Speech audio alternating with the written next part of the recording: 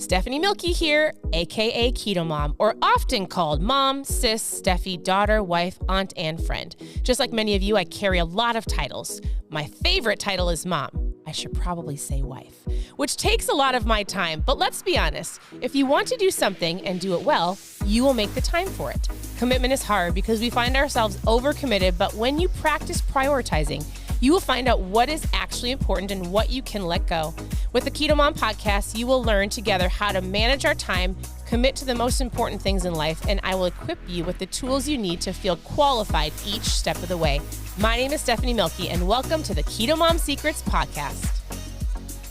Hello, welcome to the KetoMOM page. My name is Stephanie, and tell me something, tell me something great about you. Tell me something great about you. All right, as you're tuning in, it is Saturday. It is Saturday afternoon. If you have been watching my stories, it's been wild at our house. I have 4 girls. They want me to take them to TJ Maxx and to thrift stores and Starbucks and all of the things. Like, they're all downstairs being like, let's go shopping. And I said, I don't want to go shopping. But it's going to be a great day. It's going to be a great day. We're going to go watch a friend play football today. We're going to go watch the rest of Chosen. Is anybody watching the Chosen series? It is incredible. If you're looking for a TV show to watch, they're showing this series in the movie theater, but it's incredible. So we're going to watch that today. We've got football. My kids think they're going shopping and they're not, but I'm just going to let them think that. So happy Saturday. Also, it's almost lunchtime. So wherever you're tuning in from, it's Eastern time zone. What are you having for lunch today? Listen, I ask you to collaborate about keto, low carb things. So it gives other people ideas. But I labeled this live. Actually, I'm going to talk about a whole bunch of different things real quick. But I labeled this live, Change Your Relationship with Rejection, Change Your Life. So we're going through this book on the KetoMOM page. I'm not reading the book to you. I'm giving you an overview of the book and just a couple things to think about.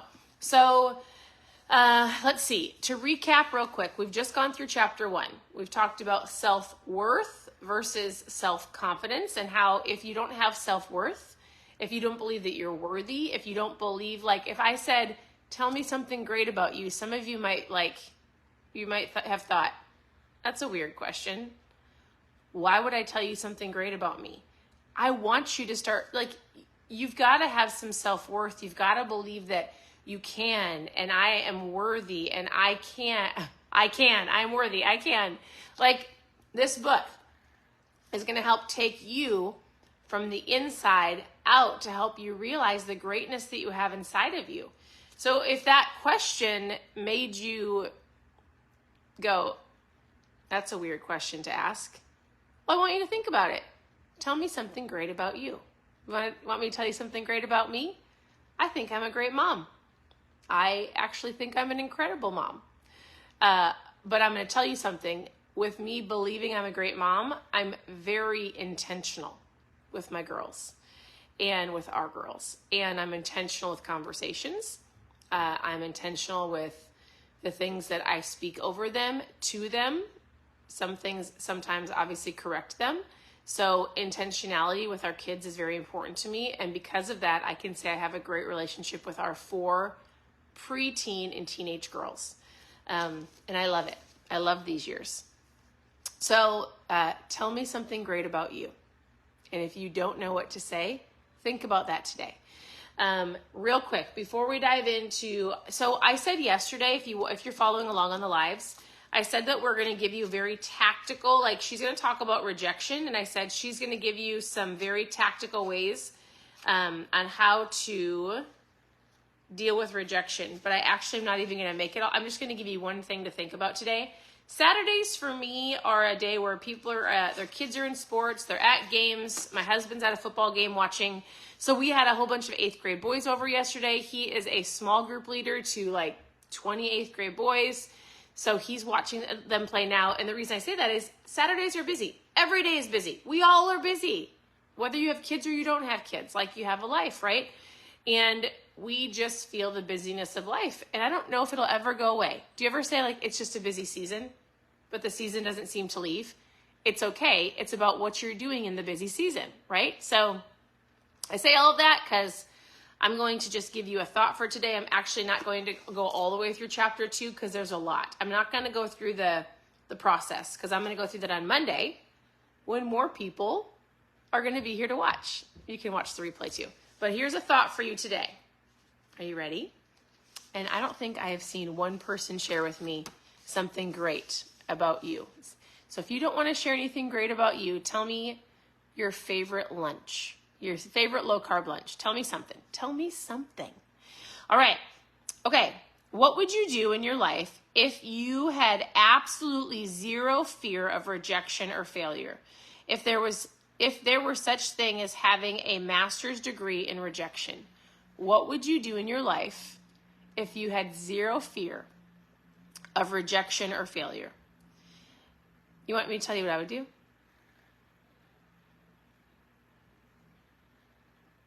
I'm thinking of how I would phrase it. What would you do? If you want to think about that, what would you do?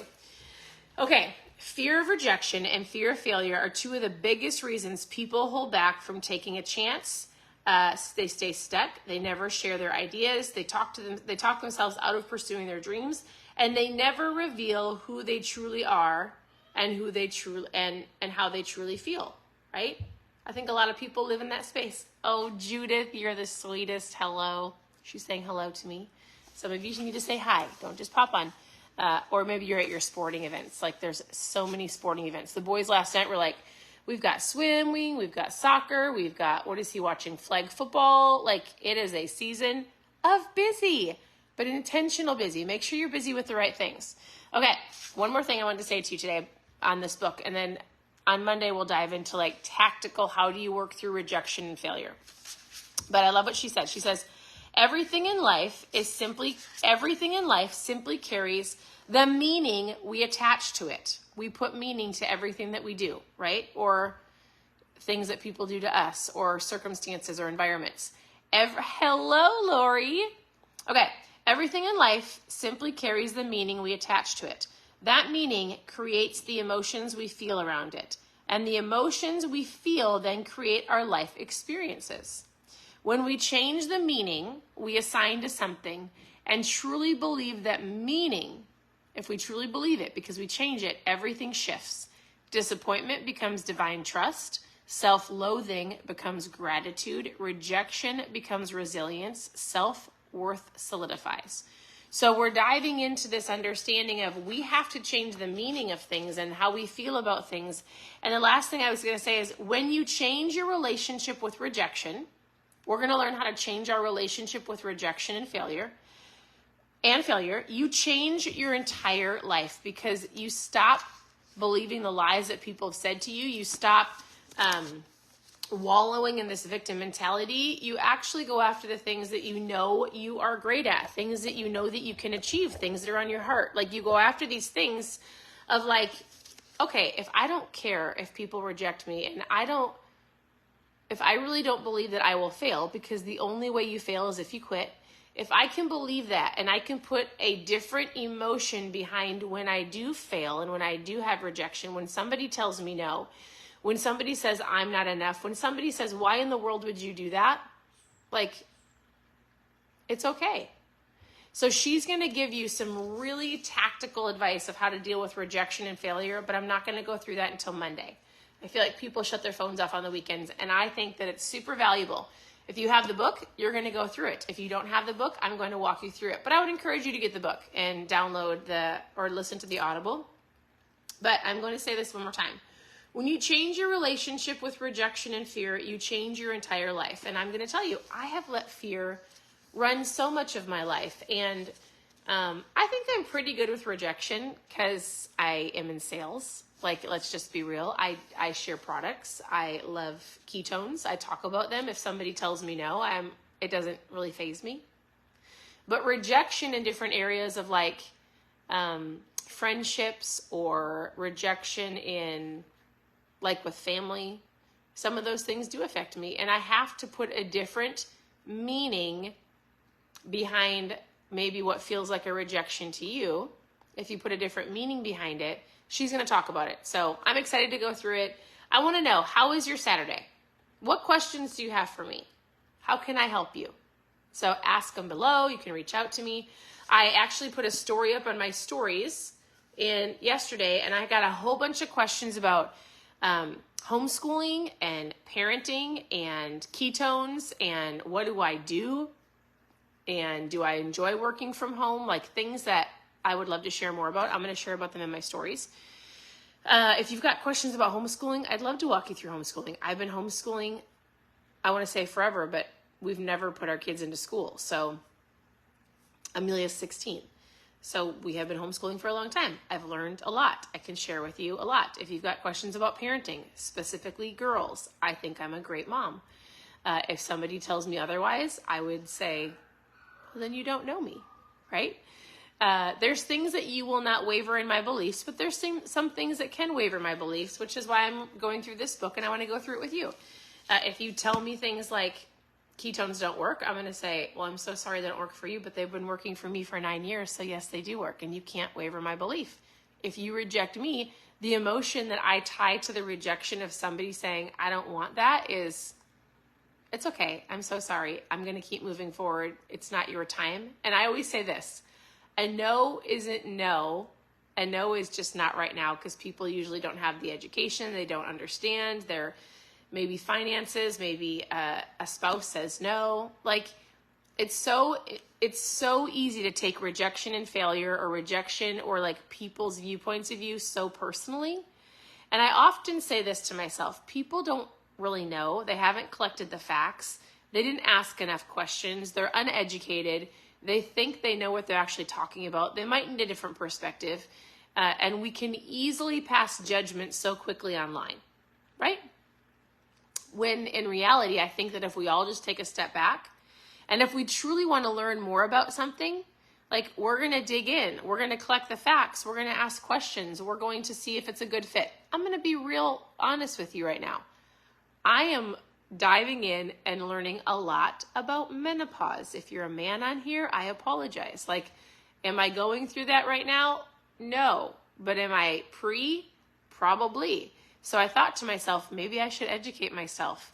And when something comes up where women are like complaining or griping or like talking about the worst of the worst, I'm like, I'm going to go listen to somebody that actually knows what they're talking about. That's totally random, but I am going to tell you something. I love social media to educate people. I love social media because it is insightful. You can learn so much, but be careful about what you're learning, right? Like always put it through a filter of, what do I believe is truth? Is this person venting? There's two sides to every story. And not everything that is taught on social media is real or a fact. Like, isn't it funny how, have you guys ever seen those funny memes where people are like, they went to somebody goes to crack an egg and all of a sudden they go, oh, somebody told me that eggs are bad. So then they go and open the oatmeal container and they're like, oh, wait, but this other person on TikTok says that I can't eat oatmeal. So then they go and they're going to go take a bite of fruit. And they're like, I was told I can't eat fruit. And then he's going to go make some sausage and they're like, oh shoot, no, I can't eat meat. I'm supposed to be vegan. And then somebody goes to eat vegan and like, shoot, I was told I was supposed to eat meat. Like, there is so much online, and you have to decide what's right for you. Like specifically diet-wise, what's right for your body. Remember, somebody that goes viral on the TikTok doesn't mean they have all the answers. I don't have all the answers. I don't. I'm learning. If you have a question, like I've coached people and walked people through keto and low carb and drinking ketones and fasting. Like I will share with you what I feel like I know. If I don't have an answer, I will help give you some direction. I'll guide you to somebody who I feel like is more of an expert. I like to read books because I think books are valuable to open up your mind to just believing different things are possible. I would say this. This is one of my favorite phrases. As I think, so I feel. As I feel, so I do. As I do, so I have. As I think, so I feel. It talks about the feeling, remember? As I feel, so I do. She's going to talk about how you take a feeling and you put a different feeling towards something that has been said to you or something that you believe. The feelings you put towards something creates an action, and the belief and the action that you act out of it all goes back to the way that you think. So it's very important that if you are here to lose weight, to feel better, to take your health serious, it starts with your thinking. It starts with your thinking. It starts with your thinking.